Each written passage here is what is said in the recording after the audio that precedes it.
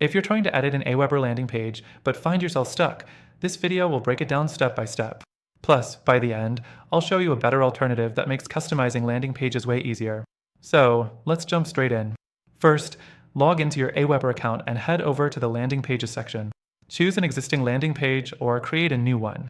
AWeber gives you a handful of templates, but they're pretty basic compared to other landing page builders. Next, inside the editor, you'll see a drag and drop interface. You can add text, images, buttons, and forms. But here's the thing, while AWeber's editor works, it's not as smooth as other tools like GetResponse or ConvertKit.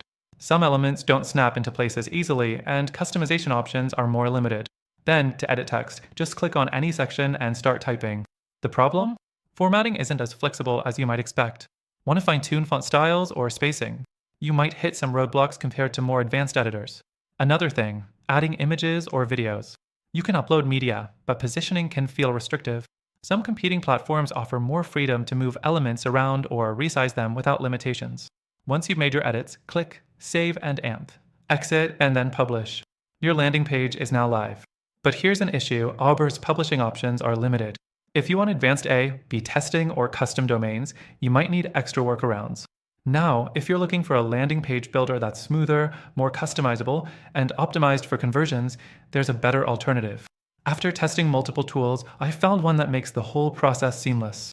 If you want a free trial with exclusive benefits only available through our link, check out the first link in the description.